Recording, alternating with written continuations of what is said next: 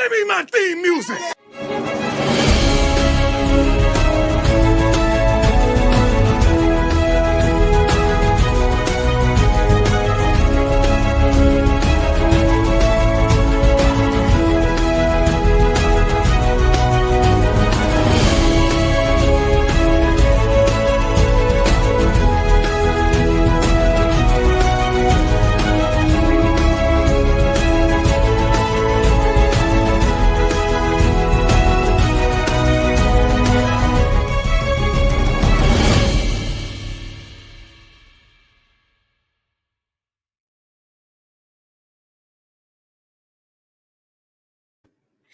What's up, Buff Nation, and welcome into Buffs News Weekly Live and our Sunday afternoon stream. Hope you guys are having a fantastic weekend after that Buffs victory. Your number 18, by the way, now. Colorado Buffaloes beat Texas Tech 41-27 yesterday in Texas to take sole possession of second place in the Big 12 and to put themselves in the driver's seat to make an appearance at the Big 12 championship game coming up next month. Guys, it was a great weekend again for Colorado. What is very interesting is, talking to other people, watching back some of the game. I would say that stats aside, it didn't feel like it was the best performance we could have had when it comes to the offense. Now, hold on. What's weird about that is I've heard other people agree and say that it didn't feel good enough. It didn't feel dominant enough. And what I like to say about that, especially to people who are kind of new to this, the fact is that when you are a good team, you find ways to win, even when you are not playing to your absolute best. Now, one of the big reasons we won yesterday, I'd like to give huge props to that defense and, of course, our defensive coordinator, Rob Livingston, and all of the defensive coaching staff. They have those guys playing unbelievable football. They're playing cohesively as a unit. They are working their butts off, whether that's in the trenches, whether that's the linebackers, the safeties, the DBs. They are putting everything they have and carrying this team at times this year when a lot of us, including myself in the offseason, believed that our offense was going to be completely fine, and it was whether or not the defense could just do enough. And even at the beginning of the season, we had these conversations. The defense was more of a bend but do not break type of defense. They were getting off the field on third down. They weren't allowing very much in the red zone. But what has shifted the last couple of weeks is really a defense that now is complete. We are getting the turnovers. We are getting the sacks. Okay. We are getting the plays that are much bigger in the course of a game than just what we were seeing at the beginning of the season, where it was just getting off on third down. We're getting off on third down. We're stopping fourth downs. We're getting interceptions. We're getting fumbles. We're getting sacks. All of that is a massive change and massive upgrade from what we previously saw with this team, even the beginning of the year, but of course last year as well. So right now, the Buffs are in the driver's seat. We are completely holding our own destiny in our hands for whether or not we make the Big 12 championship game with only 3 games remaining. Not many people out there saw this coming. It's definitely a big deal for a lot of people out there. But make sure you guys are chiming in the comments. Let me know what you guys thought of the game, what you liked about it, what you didn't like about it, any changes you want to see. But let's just kind of go down the list of things that we need to highlight and talk about. I'm going to bring up the stats here for the game yesterday so we can look at kind of a top-down view. Now, a couple things I want to talk about. We will be doing a deeper dive. I want to take a look at what happened to the offense late in that second half when we were unable to really do anything, even with short field. Okay, I want to take a look because I've heard so many different responses to why that is. I've, of course, heard the Pat Shurmur's responsible. I've heard the Shador's responsible. I want to look at the whole picture. I've got all 22 footage that I'll have of the game, and I want to really see, okay, did we not hold our blocks well enough? Did the running backs miss a hole? Was Shador holding onto the ball too long? What are the scenarios? If you guys watched the well-off video that was posted this morning for yesterday's game, one of the comments that was made during it was by LeJounte and Travis when they were on the sideline talking with Pat Shurmur and Shador. They said, and I quote, "We cannot keep doing go routes. 5-yard routes are wide open." Okay. And that's something that all of us fans, I think, have been clamoring about, talking about throughout the season. Is it just seems like sometimes we get so stagnant where we just want to run go routes and look for the deep ball. But two problems. One, either Shador does not have enough time for that play to develop, or two, it doesn't get anybody open, and then Shador has to scramble, run around. He doesn't throw the ball away. He gets sacked. We end up going from maybe a 2nd and 6 to a 3rd and 15, a 3rd and 20. Both of those things, if we were just to limit that, and even if he throws it away and we get 3rd and 6, we have a much better chance of getting that to go. And if you guys remember yesterday at halftime, we chatted really quickly. We were not doing well on 3rd down, okay? The team was 1 for 7 on 3rd down at the half. Let's take a look at where we ended up in the game. So 1 and 7 at the half, and we didn't do much better. Look at that, guys. This is what I'm talking about. We won that game easily, if we're being honest, in the grand scheme of things, without the offense really performing like they needed to. 2 of 13 on 3rd down? That is bad. Okay, but here is the difference right here. Texas Tech was 1 of 4 on 4th down. That's 3 possessions that they came away with no points and lost the ball. And a majority of those are on our side of the field. And they have a kicker that can kick super long field goals. Okay. In the grand scheme of things during the game, everybody wants them to go for it on 4th down. But you look at that, if they just go for the points, who knows what's happening in this game down the stretch. Okay. So defense, absolutely clutch. Texas Tech outgained us, almost the same yardage. Now, I will say, this is a caveat, okay? The 113 yards rushing for Texas Tech, that was kind of towards the end of the game. They were running the ball when they really needed to pass it. So the team, Colorado, was playing the pass, thinking, hey, they're down 2 scores with 5 minutes left.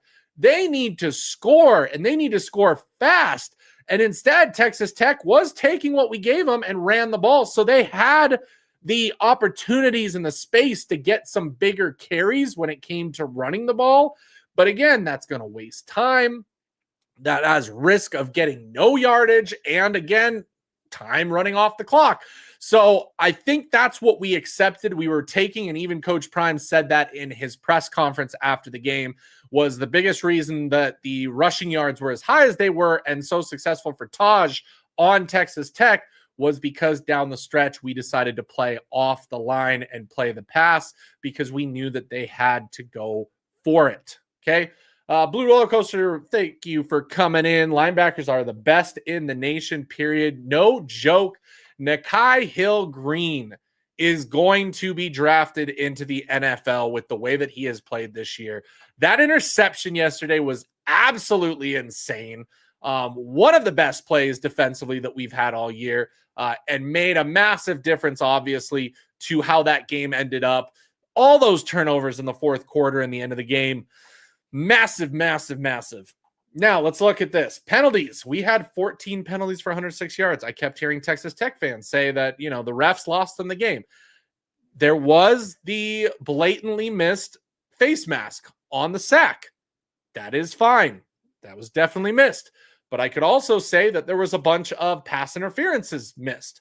It was going both ways. If I'm being completely honest, that referee crew was a joke. Was a joke all the way around. They did not know what they were doing. They could not figure things out. Their chemistry between the refs obviously was not great because there wasn't good communication there. You had the issue that came up on Well Off where Coach Prime is asking them to do something about the fans throwing water bottles and throwing, garbage outside of the tortillas, which we'll get to in a moment. But he says that to a ref, and the ref dare respond that pretty much, the quote was, well, your kids are blowing kisses at them after they score. So that makes it okay to throw trash at players? In no way whatsoever does that make it okay to throw trash at college players, let alone anybody, because that happens all the time. Every game, there are players celebrating and pointing at the fans and doing that stuff. That doesn't make it okay to throw things. That's like saying, hey, they made fun of me, so I got to punch them. That's not how it works, okay? Talk all you want. Make hand gestures at them. They sure were doing that a lot of. That was all over the videotape, was the constant, berating of the fans via, verbal and, giving certain sign language to players on the bench. But there is no way in any universe that it makes it okay to throw things. And that referee with his comment pretty much said, well, you deserved it. Okay? That is absolutely insane to me. That reffing crew should never ref another game, if I'm being completely honest. I hope they lose their jobs, or at least that one ref that made that comment, because that was completely out of hand. And to everybody out there who has said online, well, the tortillas are a Texas Tech, tradition. It's been going on. Fine. I am fine with it at the beginning of the game. Okay. I'm fine with it at the beginning of the game. Heck, I'm even fine with it on the first kickoff, even though I don't think that it's okay in the middle of a play to be hucking tortillas at a guy who is about to catch a football. But outside of that, they should never happen again. And when they do, it should be a flag. That's how you stop the fans from interacting that way. But instead, what that tradition creates is the incentive / the entitlement to them being able to throw things and have no consequences. Because not only were they constantly throwing things, including the tortillas, they were throwing other things, which should lead to a penalty on the fans for the team to get them to stop. But because there's some kind of unwritten rule that, hey, the tortillas are okay, what happens? They continue doing that. They do their own thing. It creates the issue that we saw yesterday, and the refs completely lost control of that game all over the field on both sides of the ball. Both sides of the ball. Okay, time of possession equal, but there's the turnover battle. We won 3-0. So that's a really, really important aspect to that. Now, let's take a look at our box score. Again, we talked about this. It felt like it was not our offense's best game, right? But look at the stats for Shedeur. 30 of 43. If you just look at the stats and don't actually watch the game, Shedeur had a great game. 30 of 43, 291, 3 touchdowns, including the rushing touchdown, no interceptions. He ended up with positive yards offensively in the rush. Isaiah Augustov had a fantastic game. I still don't know why we can't figure it out with giving him the ball more. The guy is averaging over 3 yards a carry easily for the season. Let's take a look at what his average is, because that guy, even when he gets stuffed for 3 yards. Okay, let's see where he's at right now. He's at a 4.2 average. 4.2 average. Feed him the ball. Okay, feed him the ball, because this dude, look, in 2 seasons, when he sees the ball, he is getting the ball down the field. Okay, we need to get him the ball more in proper situations. Okay. Outside of that, of course, on Texas Tech side, Morton, 24 of 40. Ooh, not good. 275, 2 touchdowns, 1 interception. Hey, it is what it is.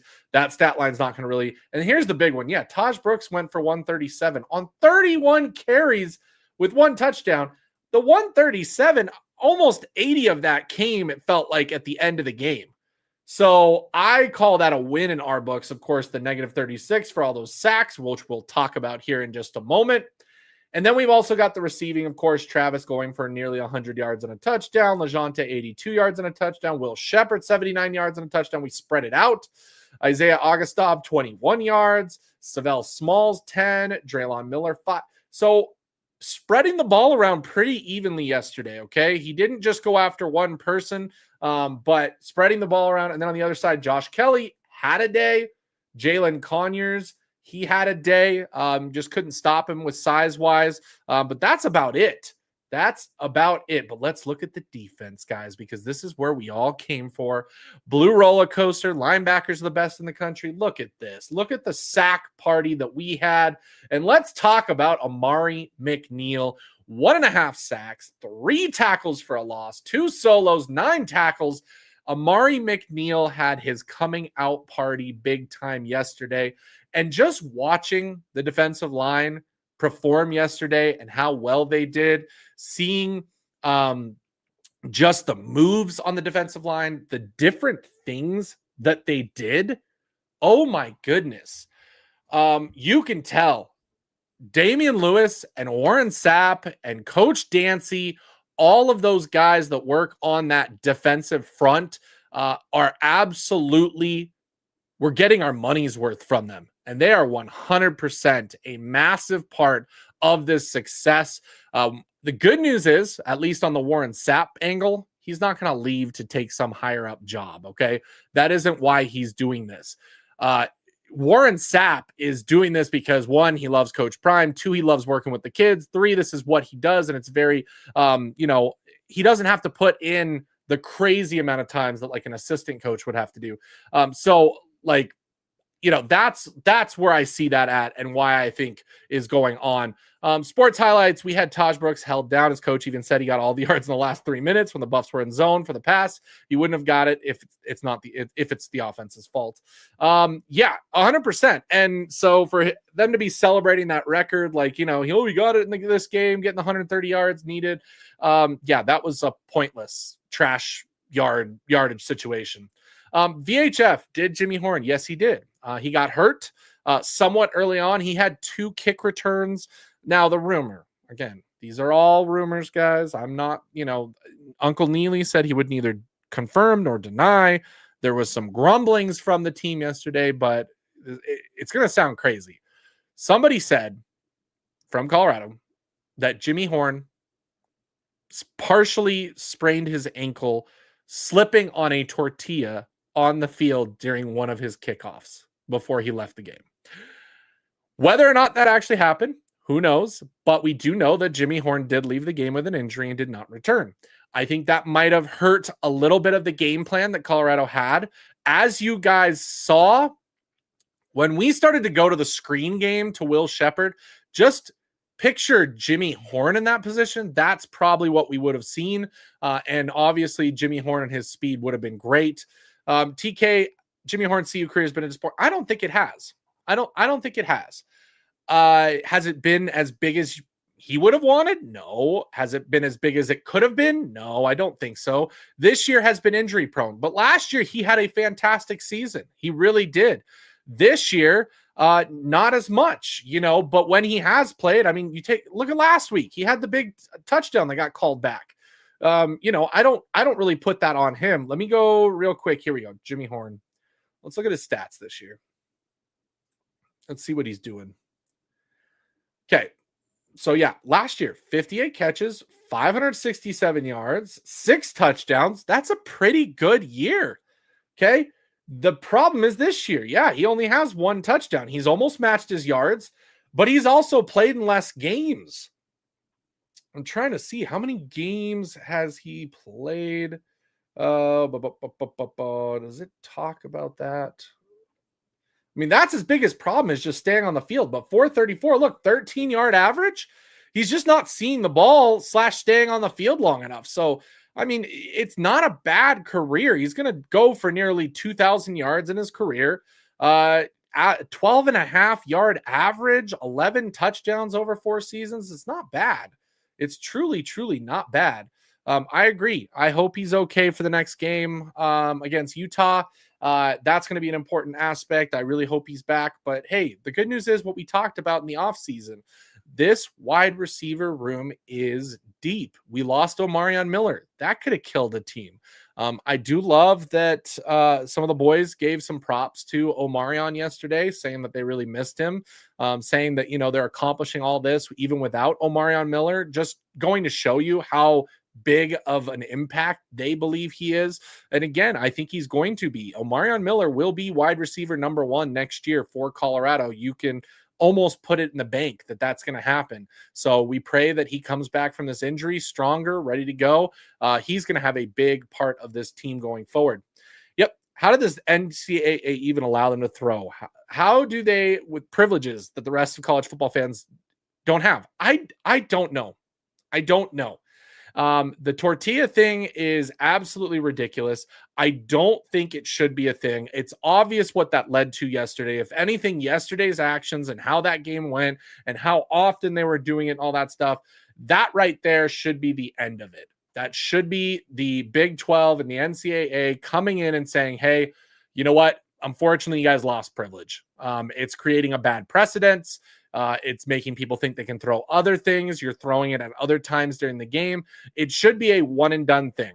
Do it at the beginning of the game as a cool thing and then be done with it. There is no need to continue throughout the entire game, constantly throwing tortillas at the worst times.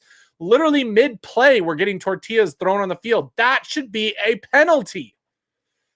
Cousin Romelo Stevens, top 5'6" receiver. Let me know more what you're talking about here. We're talking about a recruit that you're wanting to see us get. We're talking about somebody else. Let me know what you're saying here. Also, again, yesterday, a lot of people said that a certain person was going to feast when it came to Texas Tech. Said that they were an absolute monster, except didn't really have much of a game. That would be. Let's see. Did he even play? Did their defensive tackle even play? I don't think he played. Was he out injured? Well, it looks like we didn't have to deal with him. So not much going on their end of the ball. I mean, they ended up with only 3 sacks. That's pretty darn good. The offensive line is feasting and really coming into their own.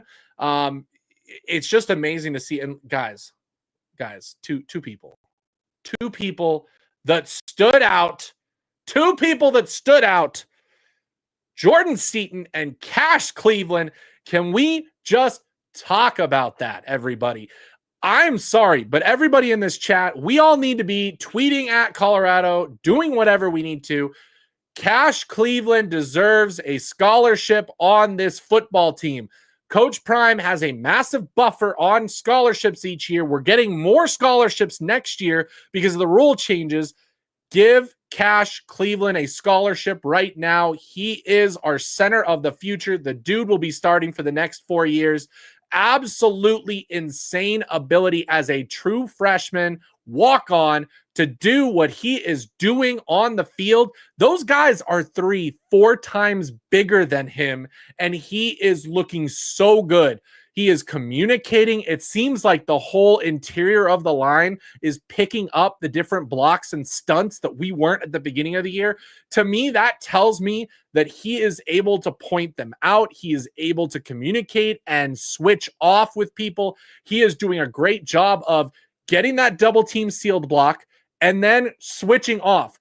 Okay, Isaiah Augustov's biggest run yesterday was because of Cash Cleveland. Okay, I'm going to show you guys in video later on in the week that Cash Cleveland was responsible for our best run. And when we were successful, it was because he was doing a fantastic job. Cash Cleveland deserves a scholarship. Okay, give that man a scholarship now. He deserves it more than anybody on this team. Brian Howell said, Pat Shimmer said Jimmy was a huge part of the game plan and his injury hurt. Yeah, I think that they were looking at that screen game. They knew it was going to work against Texas Tech.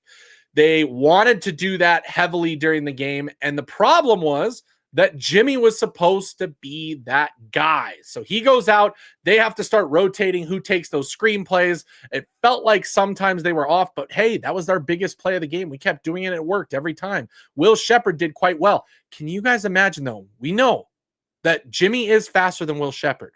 There was one of those screenplays that Will almost took it to the house, but got caught just as he was breaking free. Jimmy Horn takes that to the house. I guarantee it. Texas Tech was a disappointment. Seton looks like a future top 5 pick. 100%. Seton is going to be a first-round offensive lineman, probably the first one off the board when he is eligible in 3 years. Jimmy got hurt. Yep. Buffs aren't ascending, evolving anymore, just playing goofy teams that cheat and refs that cheat until they cost Colorado millions of dollars. It wasn't pretty. That game felt like everything was against Colorado from the beginning. I talked about it at the halftime show yesterday. When they made Shedeur change his shirt for the first time all season, I knew something was going to be happening during that game. The line seems to be playing better with Cash in there. They do. They seem more cohesive as a unit. And so I just feel like Cash needs to be the starter going forward. I'm sorry. Hank, that's 2 games this season where he's had snapping issues. We obviously have some really big problems in the interior of the offensive line at times.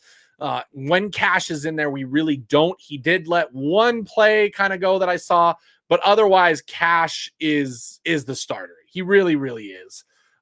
He really, really is. This is a good comment, Basement. Hank was seen on the sidelines on the phone with Coach Lewis and O'Boyle explaining that their plan to throw the game failed, but could he still keep the bribe money? I hate how we stopped running the ball. We were getting good gains, then we just stopped. Well, we did have the one offensive series where we ran it twice and then threw a screen. I mean, we kept the clock running. So it wasn't like we have in the past where we throw all 3 downs and give them a ton of clock. But I agree. Something was off, and it just didn't feel like we were doing the things that we needed to do. Hey, over 100 people in here. Make sure, just really quickly, takes 2 seconds. Hit the like button for me, please. It helps out a ton. It helps the channel. I appreciate all you guys so much. People ask how they can support. Literally, you can support by subscribing and liking, and that's it. Completely free. Doesn't cost you a dime. Helps the channel out. So hit that like button here while you're here, even if it's just for a moment. But after the game, let's just go on. Let's talk about the other stuff. So obviously the big news is, Iowa State lost. Colorado is now in sole possession of second place in the Big 12. And let's just talk about BYU. Let's talk about Utah. BYU should have lost that game to Utah 100% of the time. Utah is going to blame the refs. I think that's an embarrassment for them. I get it. The refs really did screw them on that last drive, but they went an entire half without scoring a single point. Look at yourself at that point. Okay. You didn't score a single point for an entire half. You pretty much had a 21-0 lead at one point in that game, and you lose the game 22-21. Yeah, the refs sucked that drive. They made some bad calls. But to say that they were responsible and they cheated your team out of a victory, go score some points. That's all I'm going to say about that. Go score some points. Whatever IMG is teaching their offensive lineman seems to be working. Colorado needs to recruit there's a 5-star lineman at IMG that's a guard right now. Would love to see him flip. But hey, go get IMG linemen. Okay, we're learning that 100%. Go get IMG linemen. Okay, let's take a look at the Big 12 standings so you guys can see what is going on now. Here we go. I will share this with you guys. Okay, so again, just so you guys know, this is a site that allows you to calculate what needs to happen for a team to finish at a certain record. So officially, Colorado is in second place, 5-1 in the conference. Arizona State has now jumped Iowa State, by the way. So Iowa State dropped all the way to 4th because of that loss. So I'm very interested to see what happens now with the tiebreakers, okay? What happens now with the tiebreakers if Colorado, heaven forbid, loses a game? I want to look at that because obviously we went out, we're in, right? We went out, we're in. Right now, if Colorado were to lose, let's say to Kansas, okay? Kansas is only one game behind us. That's actually a big game now. Let's say we lose to Utah, right? Colorado loses to Utah. Everybody else wins out, right? Everybody else wins out. Let's see where we're at. Okay, Iowa State is back in second place and Colorado is in third place. We do have the tiebreaker. It looks like, why did Arizona? Oh, wait. Oh, that's why. Okay, Arizona State went out. I want Arizona State to win out. I want to see what happens if Arizona State wins out. Okay, Iowa State, second place. Colorado, third place. Arizona State, fourth. So if Iowa State loses another game, say they lose to Cincinnati. Let's take a look. Look at that. We are in because we have the tiebreaker with Arizona State. Good news, everybody. Arizona State is our tiebreaker. We are looking good there. Okay. Now let's go back to Kansas. I just realized that Kansas wasn't winning out. Okay. Kansas wins out, although they have to beat BYU. Ooh. Oh, let's see if Kansas wins out. What happens? So let's say Colorado beats Utah. We lose there. Calculate the standings. Whoa. Okay. So we end up in third. BYU ends up in second with Arizona State getting first place. BYU being fine. Wow. Okay. So there are some crazy things. Obviously, the one thing we need to talk about, win out and we're in. Win out and we're in. Let's go to some of your comments right now as we talk about this. Clash Cleveland's just a smart dude. He studies mad film, well prepared. It's what Coach Prime says. If you watch film, you will be successful. Okay? If you watch film, you will be successful. I don't know why these kids don't get it sometimes. I don't know why some of them are knuckleheads and don't want to study film to be successful. If you don't want to be successful, that's fine. You don't have to be. Not at football. You can do other things. But if you don't want to watch film, you're not going to be successful. Matt said he will make sure Breck and Deacon are all buffs. It's not even just that. Who's the 5-star that's right now over there? There's another one that Cash Cleveland did say he's going to try and recruit. IMG 5-star guard. Football. Let me see if I can find him. Who's there right now? Okay, top football recruits. Let's look at interior O-line. Here we go, guys. Oh, yeah, it's Michael Carroll, the #1 guard in the country. Okay? Michael Carroll is the one that people have brought up who is at IMG right now. Committed to Bama, 98, 6'6", 315. That dude is starting next year if he comes to Colorado. Okay? At Bama, I guarantee he's not starting. He's not starting at guard. By the way, let's see. Where is Chauncey? Okay, Chauncey's 11th. There's good old Chauncey. Anybody else on here that we have heard about or talked about? Looks like that is it. Then we go look at the tackles. Let's go look at the tackles real quick. Offensive tackle. There's Fasusi. We were in the conversation with him. Where's Cardi? Where's Cardi Smith? We know he's flipping. You guys agree. Cardi Smith is flipping, right? Did they drop him to a 3-star? Did they drop him to a 3-star? DeBose was in ours. Oh, there's Shedrick Surratt. He was another one that we were tied to at one point. There's Cardi. He's 29th. Where's the other guys? Oh, I don't remember. But yeah, so that's where we're at with when it comes to the recruiting right now. Get back to some of your comments. Okay, Coach Warren Sapp and D. Lou got the defensive line dominating these clowns. Keith Tunstall, did you see the D-line use the pass rushing techniques at Sapp? I said that earlier, Basement. Seeing them do, the drop, the swim, all of that stuff, that was amazing. That was Amari McNeil. That was how he got those sacks and got that pressure. He was doing the exact moves that Sapp was teaching them in practice, looking unbelievable. Breck would be a great ad, though, and he's from Colorado as well as Deacon. We already have Chauncey. I don't see why Breck is not switching, okay? There is no reason. We've wanted him. He's got the push. I hope that he comes. Hey, Northside, what is up? Yep, they dropped him to a 3-star. I assume that's Chauncey or Cardi. Did they drop Cardi to a 3-star? Yeah, they did drop Cardi to a 3-star. Wow. How many? We have a new D-line player, number 33. I don't know who that was. Oh, yeah, I saw him. Yeah, he was a late season pickup. How many of the other linemen are available at IMG? Let's just set up. I mean, hey, we've got Hegeman at Colorado, and he used to run the O-line at IMG, so we've got that connection. One big lineman, Tyler Mount Meadows, 6'8", 380, is on. Keith, what year is Tyler Meadows? Let me know. Is he 2025? Are we talking about that? Let me look him up real quick. Let's look at that. Tyler Meadows. Okay. Yep, 2025. Yep, I got him pulled up. Thank you. Appreciate it. Okay, here he is. 6'8", 320.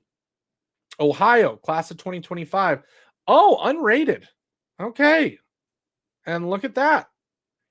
No commitment, and he's mostly got smaller schools going after him. Okay. He could be a good project for coach Lode Holt. I think he could be a good project for Lode Holt. We always will take that size. Okay. Now moving on. We have done some recruiting talk. We've done obviously talk about the game yesterday, where Colorado stands. We are now in the driver's seat. Win out and you are in. Win out and you are in. Ramelo Stevens, class of 25 receiver, is he's in our top 5. I saw that. I know who you're talking about now. My problem is we have not heard much from him. Has he even taken a visit? I don't think he has. And so, to hear that he is, I don't even see him on the list. 25? Okay. But yeah, Meadows is good. Okay. I love it. We need to get Merritt and Boateng. I think if Juju flips, those two might be coming. Okay. I think those are the two flip targets that Colorado turns their attention to if Juju flips. Yep. CU already has the 6'8" Garden hire. Yep. Meadows has quick feet. Okay. I love these. Keep bringing them on when you guys are on the stream with me. But in other news, I want to talk about something that's a little bit frustrating. Let's get into some, as I call them, receipts. On social media. We all know that in the offseason, everybody kept screaming 4-8 and worse. So let's take a look at some of the people that are now crawling back to Colorado. And I want to start with everybody's favorite writer. Okay? Everybody's favorite writer. Let's take a look at Sean Keeler of the Denver Post, who is no longer allowed to ask questions at media scrums for Colorado. Well, Texas Tech threw everything they had at Travis Hunter and Shedeur Sanders, including bottles, but Colorado handled the trash the way a college football playoff team should. They took it out. Yeah, Sean Keeler, you can come up with cool headlines there that makes it seem like you know what you're talking about, but we know the fact is you do not know what you're talking about when it comes to Colorado. You want to talk about this team, say the things that you did. You have no right to even cover this team. Okay. You get those clicks, and I love this. Yeah. Insane switch up. You should be ashamed of yourself. This is what happens. This team is all about people latching on and leeching off of them, getting the clicks for the negative headlines and now getting the clicks for the positive headlines when we're successful. So absolutely hilarious that he's doing that. Wanted to bring that up and show you guys.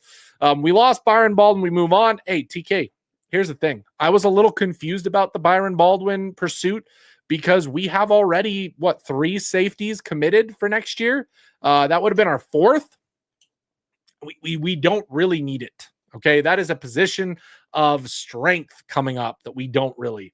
Our last wide receiver need is to add Gibson. Yep, we're in the driver's seat to land him. I agree. I believe that Gibson is going to be the next big wide receiver target.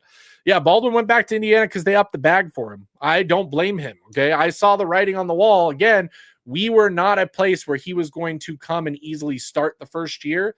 And so for him, hey, take the bag, take a little bit more money, go back to Indiana. That's fine. Keeler wants to get back in good graces the Buff so bad. He really does. He wants to get back asking questions like, this is a nightmare for the Denver Post that he did this, because Colorado is the talk of the sports world and the eyes are all on us. I mean, just look at our streams. I get anywhere between 150 to 300 live, get several thousand views. And that's just me, an amateur, fan that is following the team, deciding to do this. Can you imagine when it's a professional newspaper like the Denver Post, when it's ESPN, when it's all those? It's why On3 gets a living off of Colorado. It's hilarious to see, and Keeler is an absolute idiot. Here's another one, Big LT that brought it up. It's crazy how Pete Thamel is trying to say Prime is using Indiana's roster building. I was going to talk about this one as well. That frustrated me beyond belief, okay? If that is not, and I'm sorry, that is just completely ignoring Coach Prime and his way of doing things. This is literally something that people, when Coach Prime came to Colorado, said, this is never going to work. You can never build a team from the portal. You'll never be successful. Coach Prime is doing it, and he's proving that in the portal area that is 3 years old, everybody, okay? It's not like this has been going on the entire time college sports has. This is the Deion Sanders method. This is the Coach Prime method. The Prime method to build from the portal and turn around a team, not a darn Indiana method just because Kurt Cignetti did it this year. Gosh, it is hilarious to see people grasping at those straws, not to give Coach Prime his due credit. Gardenhire lost 20 pounds last time I checked. He's packing on the muscle. Yeah. So the team gave him an ultimatum. They said, hey, we're going to offer you, we're going to allow you to commit, but you've got to get in shape for us. And he has done just that. I absolutely love that about this kid. He is going to be special when he comes, because if he's already got that work ethic at high school, I can't wait until the strength and conditioning staff here gets a hold of him. That kid is going to feed families, guys. He is going to feed. Keep an eye on him. Yeah, we've already got the 4-star safety from Florida. 1 Florida Player of the Year. If I'm not mistaken, we don't need Baldwin. Yeah, we got Alex Graham. We've got Branch. Right now, our class of 2025 is doing pretty well when it comes to the safety position, which is, again, why I was a little surprised that we were even going after Baldwin. I feel like it was just kind of a secondary thing when it comes to what we've got going on. Real quick, just to remind everybody what we've got right now. By the way, Adrian Wilson is going to be a stud. Him and Quinnell are absolutely balling in Texas right now. They're getting attention from some of the Texas schools now all of a sudden because of how good they're doing, but they are committed into Colorado. We've got Chauncey Gooden. There's Alex Graham. He's listed as a cornerback. He's also a safety. We've got him. We've got Antonio Branch, also a safety. And then, of course, what we've got else going on. So right now, 2 safeties committed. It is what it is. I get it. He's a corner, but he's also made some time at safety. And when they were recruiting him, they listed him as a safety or talked about him as a safety. Either way, he's a defensive back. Okay, he's going to play somewhere. Carter Stoutmeyer was a corner. We saw how that ended up, and he's doing quite well. I'm excited for the future with Carter Stoutmeyer as safety for this team. I made a video about it a little while ago. What'd you make a video about, Big Snacks? Let me know. Happy to promote you. Appreciate you dropping by.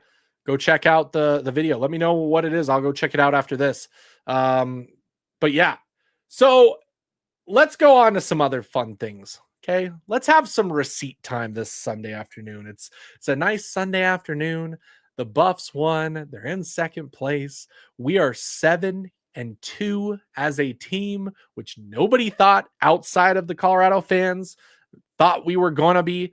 You dropped the Thamo video. Gotcha. 5-7 Deion Sanders, the most overrated coach of all time. He's on Scott Frost level. Here's a TCU fan praying for a 1-11 team. Sure, he's doing really well. I have them actually winning at most of these games. There we go. At least 10. Under 500 for sure. 4-8 ceiling. It's cute. You put the Big 12 championship on there. Will the team even be able to get tickets? How's that going for a Florida State fan? I just love going to these, guys. If you ever need a good, entertaining laugh or some fun, go on Twitter and go back a couple months, okay? I'm going to put out a cut of our preview video from the beginning of the year. Guys, if you haven't already, go check out from this past offseason, okay? I'm going to bring it up. Check out, if you will, my channel and the live stream that I did with David Talks Buffs. We did it way back when. And we did it where we talked about the way too early record. It was 5 months ago, guys. Go check this video out. I highly recommend it because David and I have some good points that have come to fruition. Now, I did call the Texas Tech victory. I did call the loss to Kansas State, did not call the Nebraska game. I had us losing to, who did I have us losing to? I can't even remember now, but I know it was Kansas State. I had us beating Texas Tech. I had us at 9-3. That was where I had us at, which is still up there, but I could easily see we're going to get to that 10-win mark and we're going to be in the Big 12 championship game. And I have been on that since the get-go. I'm going to cut up the part of that video where I talk about the Texas Tech game because I was spot on even 5 months ago, guys. I may not know the X's and O's, but I pay attention enough to the personnel. I can see with my own eyes what's kind of going on with this team. Most of you guys can see it 100%. I called it. I said that our defense was going to be much improved, that we were going to have a good time against Texas Tech. I said that our offense should do just fine against Texas Tech. So I said that from the get-go. We got it done yesterday. Now, the rest of the games are going to be very interesting. Utah is not what I thought they were in the beginning of the season because I had them with a healthy Cam Rising. I'm a little bit more interested in that game. I would agree right here. North side is 100% right. Okay. Kansas is going to be the sneaky team down the stretch. Okay. They have put together some really good performances. They are playing like they were supposed to at the beginning of the season. You know, Kansas was supposed to be a much better team because of Jaden Daniels.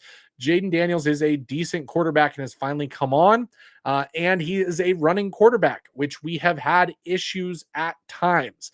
So I think out of the final 3 games, Kansas is going to be our most difficult.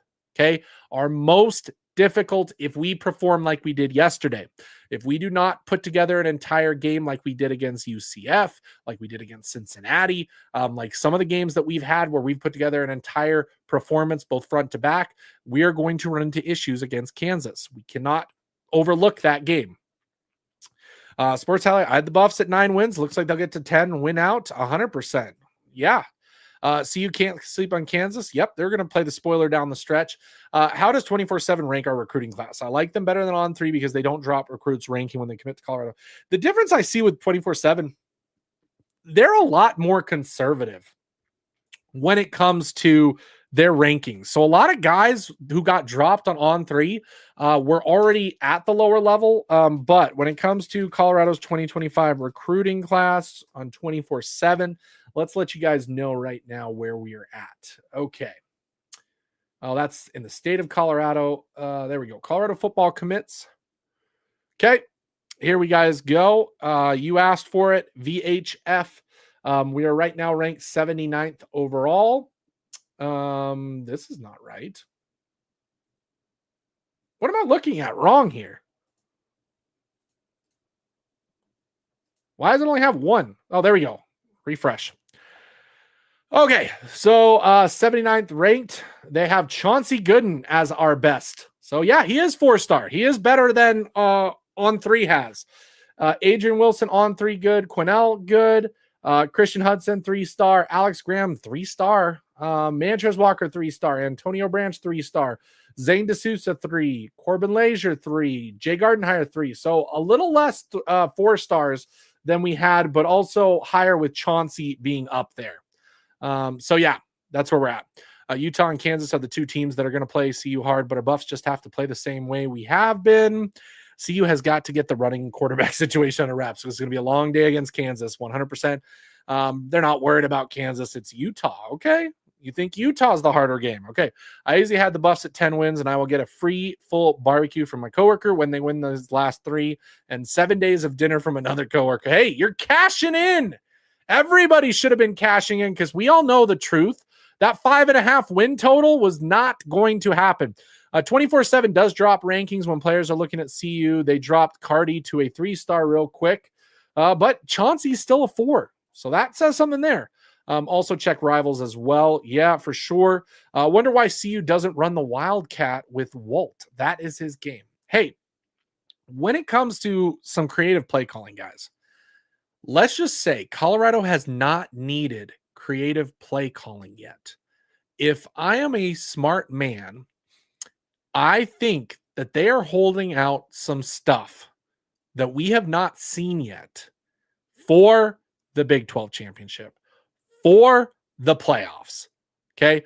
I could easily see, because we haven't seen any trick plays. We haven't seen any Wildcat. We haven't seen any crazy things like that to the extent that we might have with creative play calling. So I would say just be aware of that. Okay. Don't be surprised if we see some trick plays. Remember last year we had the trick play where Jimmy threw a touchdown. I could see us doing that again here, either down the stretch or save it for the Big 12 championship game. Let's shut this Rosa quarterback down, man. He can pass the ball, but he can get careless and impatient and throw a few interceptions. Hey, our DBs love that. Yeah, they're a little slick as far as rankings go. Here we go. It's no way Hudson should be a 3-star. This man has 10 sacks in the heart of Florida, where the best high school football teams in Florida play. True. CU need another freshman defensive tackle more than a linebacker. Let's shut this Rose quarterback down. Yep. I got you on that, Coach Barry.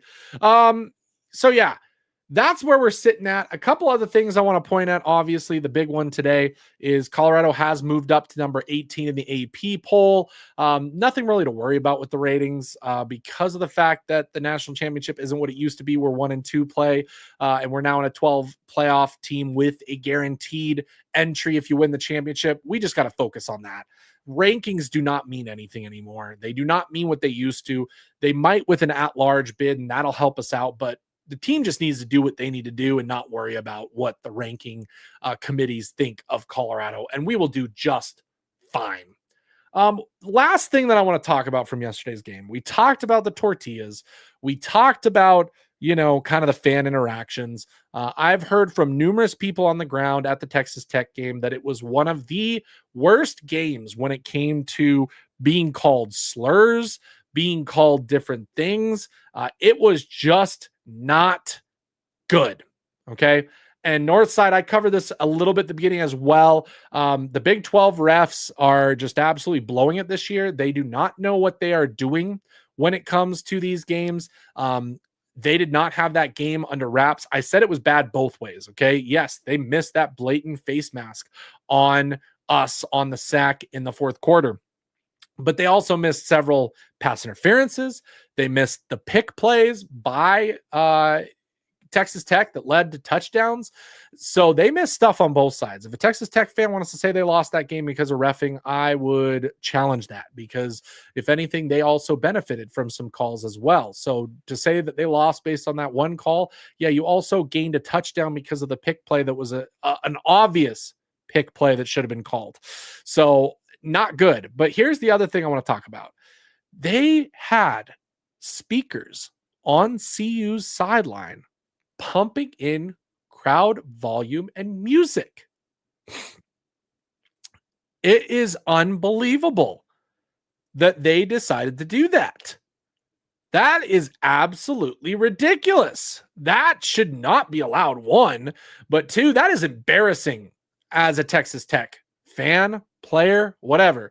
If you are out there as a Texas Tech person and you are fine with this, great, good for you. But that is an embarrassment that your fans can't be loud enough to do that without a speaker system blasting in extra noise to our sideline of all places. Absolutely Bush League. Absolutely Bush League. I have no respect for Texas Tech fans. I have respect for their coach, their players. They did not try to create anything when it came to this week.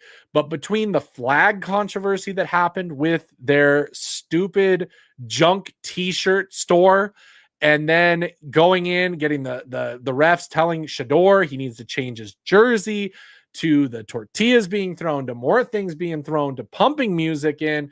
I'm sorry, but that is just an absolute embarrassment to college football that they would do all of that stuff. And as Sports Highlight says here, 100%. Crazy they did all this, yet they still lost. They did. They still lost. Okay. That's crazy. It'll be illegal to do something like that. Yep. Coach Barry, you got a good comment here. I saw Utah play BYU. They have a good defense, but I recognize they got tired at the start of the second half. They are used to playing on an altitude because Utah sits very high too. Second half, they dead. Here's the thing about that, though. They shouldn't be if they're playing at altitude. Okay? They shouldn't be. So if they're getting tired in the second half, to me, what that actually shows me, and I think this is what's going on with Utah this year, I think that injuries are just right now ravaging their team, and they just don't have the depth now that they did maybe at the beginning of the season or in past years because of the injuries, not having Cam Rising, really not having a quarterback. Obviously, they do have a quarterback, but my point is to go from your expectation of what Cam Rising is to now the backup quarterback or the backup to the backup quarterback, that is going to crush a team's soul. So I expect this game to be very similar to the Utah game last year. And we all know that game happened without Cam Rising, but it also happened without Shador. It was a Ryan Staub game where he did okay. We still almost won that game to end the season, which would have been really nice. But to be able to have this game at home, to be the way we're playing, to see how good our defense is, guys, I am not as worried about next week's game compared to Kansas. But again, I'm not playing in that game, okay? We are not playing in that game as fans. We are allowed to say that. Us saying that is not going to cause the players to overlook that game. Right now, the culture at CU is absolutely perfect. Everything that I see with this team just screams that they are together. They are playing as one. They are playing for each other. People are doing their jobs. Okay, no matter what it is, if you're a special teams player, ball out on special teams. Finiseth yesterday had a wonderful special teams play. He got a big hit to stop a play. So that was awesome to see. But the guys are buying into their spots. They are buying into what Coach Prime has to say. And that is the biggest thing that is happening right now that not enough people on the outside are really talking about. They're talking about the skill. They're saying, hey, we have Shador, we have Travis. I don't think they are talking enough about the culture of football at CU. And it's because of that we are not going to see them overlook an opponent down the stretch, okay? We are going to see them bring their best each and every week. And what's going to require them to lose will be the other team having their absolute best. And so when we go to play Utah, I have faith in this team to be able to compete, to be able to do what they need to do. This defense is absolutely balling right now. And that right there is what wins championships, okay? The offense, they're good when they need to be. They'll figure it out. They could be amazing. If both get going, who knows where this team will end up at the end of the year. But dare I say, we might be a little surprised at where we end up. Okay. What happened to CU play call in the second half? Looked horrible. We couldn't move the ball down the field. Northside, I don't know. And so I am going to do a deep dive on my channel. I'm going to record a video where I'm going to go through the all 22 during the second half. We're going to look at this together. I'm going to point out some plays and see what happened. Okay. Was it the play calling? Did we check out of things? Did we miss a couple plays? Did we miss what we needed to do? Was Shador not making the right reads. What was it about the end of that game that stopped us from getting more points? Because if I'm being honest, we should have put up 60. We should have put up 60 on Texas Tech yesterday. That's just the way it is. Utah quarterback is scrambler. All he does is run. Hey, we know how to stop that. We are used to that at this point. At the start of the season, I said these teams would be where they are right now. You mean Utah and us or Texas Tech and us? Let me know. Big facts. Yep, Ben. Big Ben is absolutely special teams great player. Thank you. I appreciate that, Elmer.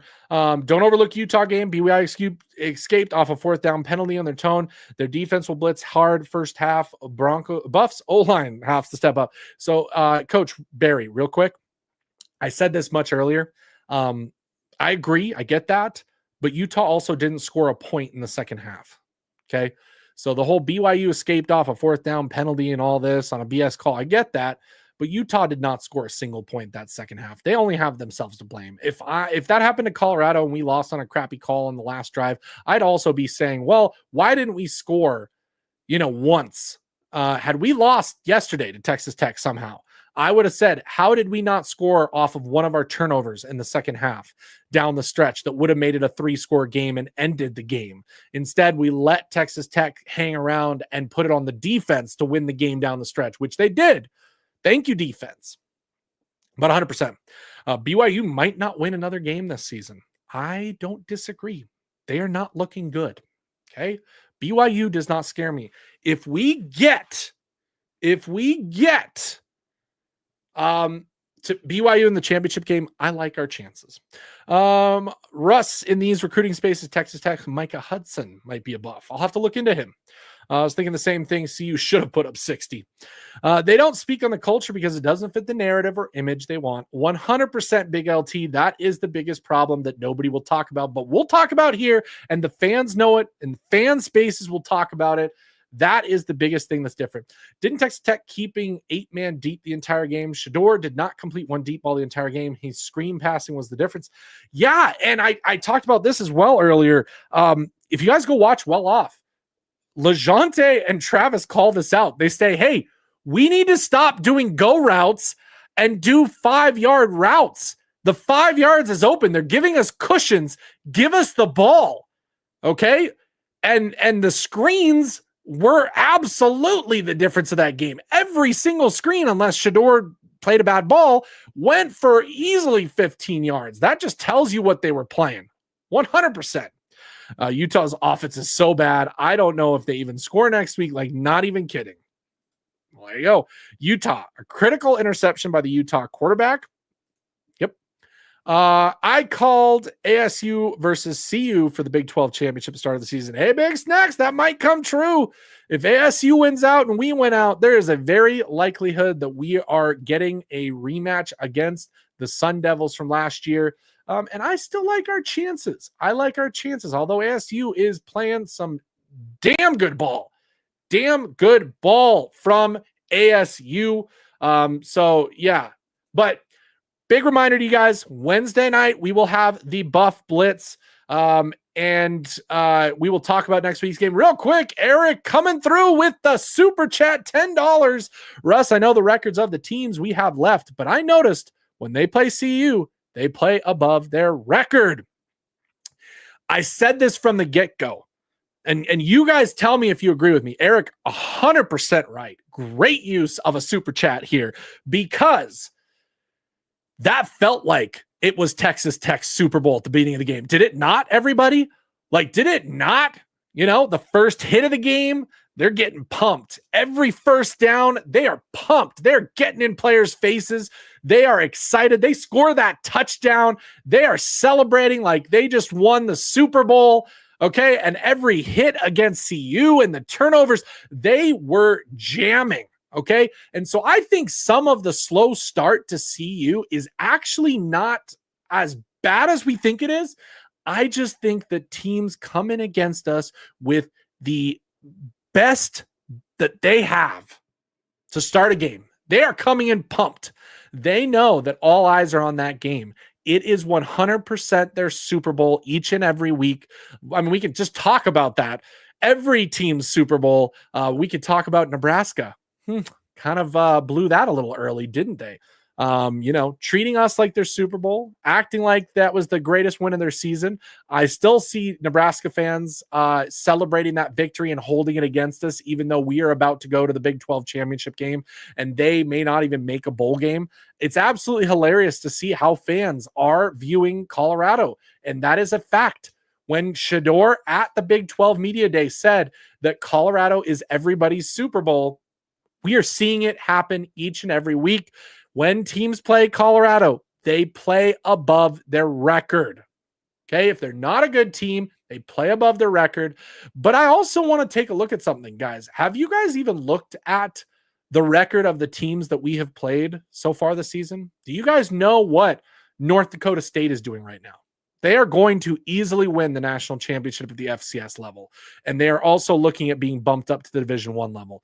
That win, a lot bigger than people give us credit for. Okay. Big ups, big props to North Dakota State. Okay. CSU not having as bad of a year as they usually do. Okay. They're in the mix right now at the top of the conference.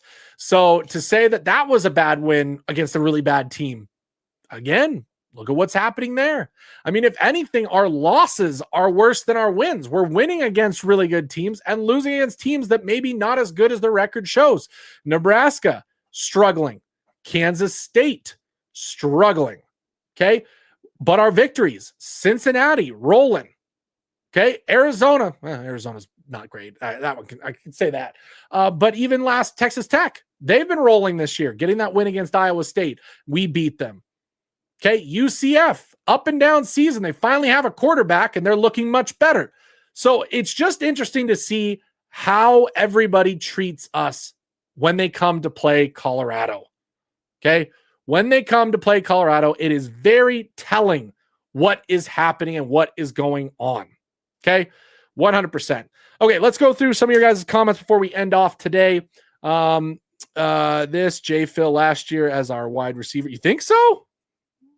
That freshman quarterback Rose struggles, but he did jump off to an early start against BYU. BYU was supposed to lose that game. They escaped very luckily. I like our chances against. Who do you prefer at guards? I think what we had yesterday. I think the offensive line yesterday, do not touch it, okay?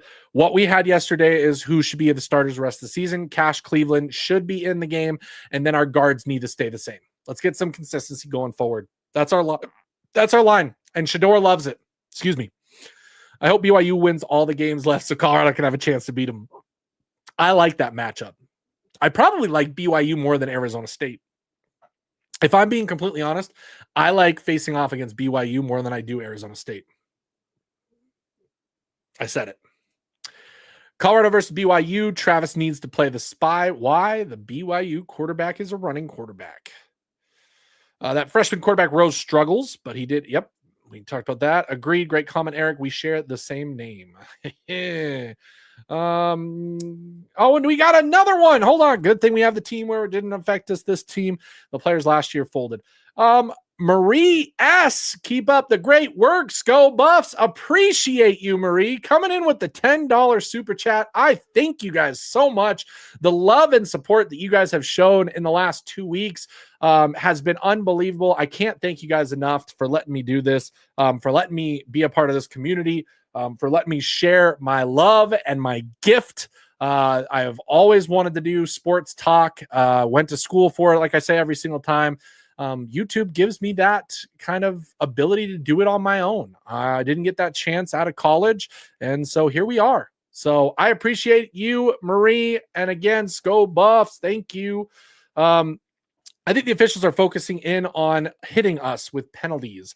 I don't think they are being fair with CU. I think yesterday was definitely bad. Yesterday was bad. Fans of every team complain about the refs, but never complain about bad calls that are in their team's favor. That's why I said, I think yesterday the refs were just bad in totality. They were bad on both sides of the ball. They were missing calls left and right. Texas Tech fans say they lost the game because of that. No, that did not happen. Both teams had terrible calls. Let's hear it for Cash Cleveland. Man, that kid reads the defense. He's an ox and have taken Hank's spot. Sorry, Hank, but your second seat at center now, unless Cash gets hurt. We don't even want to bring that up. Those bye weeks break up a rhythm. Yes, but hey, we came away. We finally won a bye week game. That was big. Jay Phil not coming back. Our new wide receiver coach was at the game yesterday. He was the Saints wide receiver coach. Oh, interesting north side. I have to look into that a little bit more. But again, conjecture right now. We'll see what happens. Buffs might not get a flat out bid to the CFP, but we go and beat BYU in the championship, get that automatic bid. Are you a CU alum? I am not officially a CU alum. Born and raised in Colorado. Grew up in a family that was CU fans. The reason why I did not attend CU, I attended a smaller school because I got a sports scholarship to play soccer. Okay. So I always say I always rooted, watched, paid attention, went to CU games. I didn't go to school there, not because I didn't want to, but because I wanted to play my sport, and they don't have soccer at CU for boys. So that is why I ended up at a school down the road, played soccer there, had a scholarship, did all of that. So that's where it's at. Not a CU alum officially, but full ties to it. Colorado native, Colorado through and through, and have absolutely loved what we've been able to see. Talked about it in yesterday's stream. Shedeur, definitely the best quarterback. I honestly think he's the best quarterback in CU history. I went back and talked about it. I hope that he beats the records of the current quarterbacks. He's very close to beating the records for Sefa Lufau, and just his yards, touchdowns, all of that's coming up. But I remember watching all the way back. I talked about this with David Talks Buffs. I will remember being in my living room watching the game against Oregon way back in the 2000s, getting completely blown out by them in the bowl game that we had then. Having the chance at the Big 12 championship way back when, watching the 2016 Pac-12 championship and our chance to win that. I've been to a number of CU CSU games, so that's kind of my background with this. Give Coach, I know if Rick George has not been already negotiating with Prime, we're crazy. We're crazy. Do you think Deion Hayes comes back within the next 3 games? I don't think he comes back in the next 3 games. I think if he were to come back, it would be a playoff game or at the bowl game. Okay, those are the 2 that I think he could maybe come back. I don't know the severity of that injury. I don't know for sure if that is even a chance. We won't know. Nobody tells us anything when it comes to injuries. Shedeur breaking all CU records in 2 years. Yep, Brady, that's about to happen.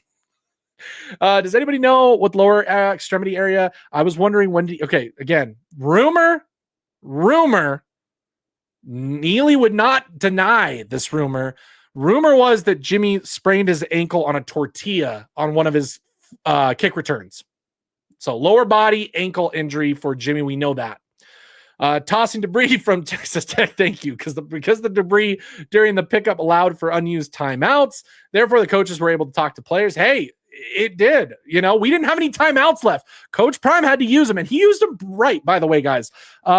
He did call a timeout accurately on that punt. Texas Tech was going to do another fake punt, and Coach Prime called a timeout to get his team ready for it. So absolutely a good use on that. Had to be on a punt return. Yep. I think it was either a punt return or kick return. But yeah, that's where we're at. Okay. We're going to shut it down for this Sunday. Appreciate you guys coming in. Again, on your way out, hit the like button, please. Subscribe to the channel. Everything helps. You don't have to give the money. It's always appreciated for the cup of coffee, but I appreciate every single one of you for the love that you guys have shown. We're over 2,000 subscribers, well on our way to 3,000 subscribers, only 900 subs away from that benchmark already. So make sure you guys hit that like, subscribe. If that happened, I know. Appreciate you guys 100%. Hey, Wednesday night, 7 p.m. Mountain. Make sure you guys tune into the Buff Blitz here on the channel where I talk with David Talks Buffs. We talk about the game, preview next weekend, and talk about anything CU that is going on. Who knows? Maybe we've got some recruiting news coming up soon. You never know. So be on the lookout for that. Of course, hit that bell so you're notified when I go live. I may go live randomly if we have breaking news at any time during the week. So always be prepared for that. But until next time and Wednesday night when I see you, Sco Buffs. Give me my theme music.